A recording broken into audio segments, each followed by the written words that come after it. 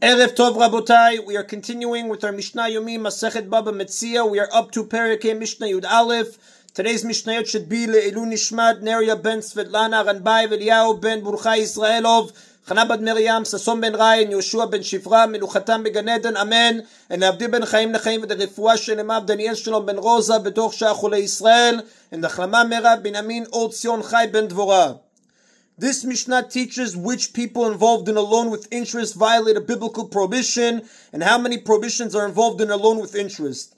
These are the people involved in a biblically forbidden loan with interest who transgress a negative commandment. They are guilty of transgressing at least one of the prohibitions listed by the Mishnah below. A negative commandment is one that is stated by the Torah in the form of "you shall not." Hamalveh, the lender. Valoveh, the borrower. Ve'ha'arev, the guarantor. A person who guarantees to repay the loan of the borrower does not do so.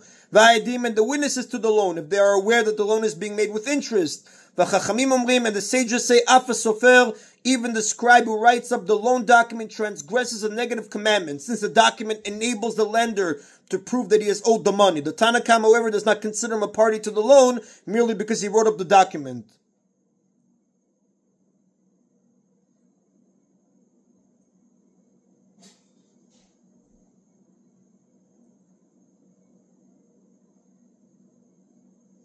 The Mishnah lists all the negative commandments involved in lending with interest. Ovri mishum lo titen. These people transgress the prohibition. Your money you shall not give him for interest, neshech, and for increase you shall not give your food. This is a verse in Vayikra, chapter 25, verse 37. This counts as two prohibitions. You shall not give for interest, and for increase you shall not give. Although the verse refers to interest, neshech, and increase separately, they are really one and the same thing. One is not allowed to charge interest. Now, the verse says the words "you shall not give" twice, once for interest and once for increase, because it wants to impose two separate prohibitions against the same act of lending with interest, as the Rambam writes in the Chod Malveh Veloveh, chapter 4, Lecha 1.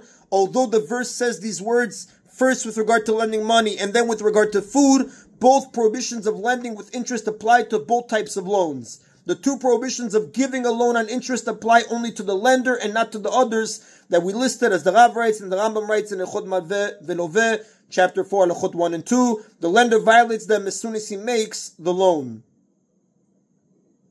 Umishum bal tikach meito, and the prohibition "you shall not take from him interest and increase," that is in verse 36 there. The prohibition of taking interest and increase also applies only to the lender who violates it when he takes the interest payment.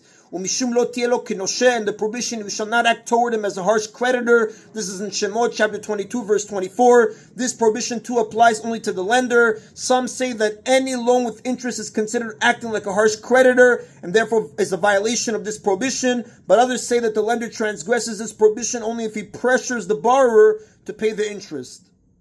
Umishum lo tesimun alav neshech, and the prohibition there, "you shall not place interest on him." This prohibition applies to all the people listed in the first half of the Mishnah except for the borrower. They are all viewed as participants in placing the debt of interest on the borrower. Umishum lifnei vel lo titen michshol veretem Elohecha ani Adonai, and the prohibition "and before a blind person you shall not place a stumbling block, and you shall fear your God, I am Hashem," a verse in Vayikra, chapter 19, verse 14. This is a prohibition against causing someone to commit a sin. The quote-unquote blind person in the verse means someone who is blind to the fact that he is sinning, either because he is not aware that what he is doing is wrong, or because he is too caught up in his desires to see the truth. The borrower causes the lender to commit all the sins listed above when he takes the loan with interest. The last part of the verse, "and you shall fear your God, I am Hashem," is not relevant to the discussion in our Mishnah. The Mishnah adds it in order to end the chapter on a positive note. In sum, the lender violates all the prohibitions mentioned in the Mishnah. The borrower violates before a blind person "you shall not place a stumbling block," and the guarantor and the witnesses, and according to the sages, the scribe, violate "you shall not place interest upon him." In addition to the prohibitions mentioned in our Mishnah, the borrower also violates two more prohibitions. Lo teshich le'achicha, you shall not cause your brother to take interest, in Dvarim chapter 23 verse 20, and ulachicha lo teshich, to your brother you shall not cause him to take interest, that's in verse 21 there. The Mishnah does not mention these prohibitions because it wants to discuss only those that apply to the lender. And that is then of Perikei Mishnah Yud Aleph. We continue with Perek Vav Mishnah Aleph. This chapter deals with laws about hiring workers and animals. The Mishnah begins by discussing a conflict that can arise between workers. If someone hired craftsmen to work for him and one of them deceived the others about conditions of the job, for example, an employer appointed a craftsman as an agent to hire others for a rate of 4 dinars a day, and the agent went and hired others for 3 dinars a day.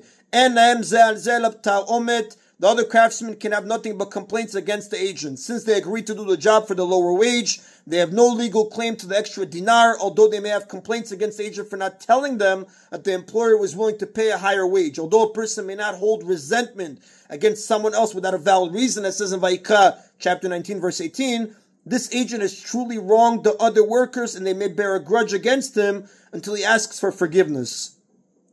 The Mishnah discusses cases where workers agreed to perform a job and then backed out of their commitment. Someone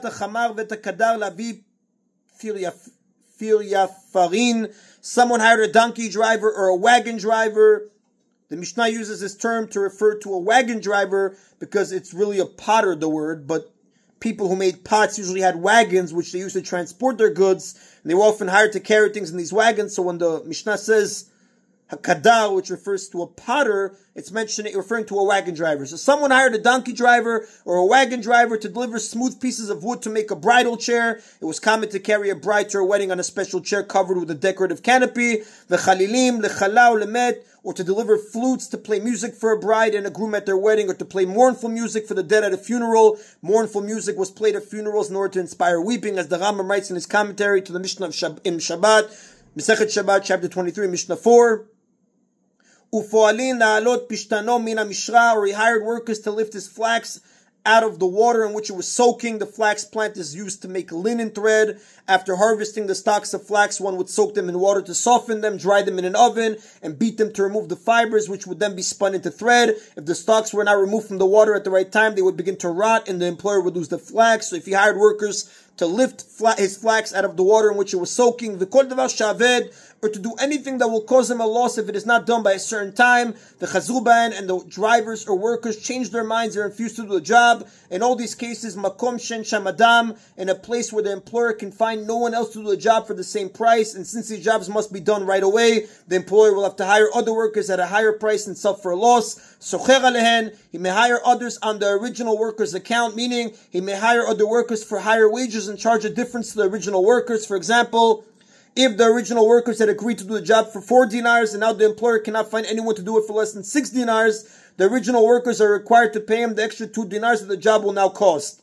The employer may charge the original workers up to the amount they were promised for the job, but not more than that. For example, if the original workers had been hired for 4 dinars, the employer may hire other workers for up to 8 dinars and charge a difference of 4 dinars to the original workers. But if the new workers charge more than 8 dinars, the original workers are responsible for only 4 dinars. O matan, or he may trick the original workers into doing the job, meaning he may offer to pay them more, and once they do the job, he need not pay them. He has to only pay them the original amount that was agreed upon. However, if the workers backing out does not cause the employer a loss, either because other workers are available for the same wage, or because the job does not have to be done immediately and the employer can wait until he finds other workers for the same wage, the original workers may not be penalized in any way, although the employer may have a legitimate complaint against them for causing him the inconvenience of finding new workers. And that is an Abotai of today's Mishna Yomi. Baruch Adonai Leolam. Amen v'amen.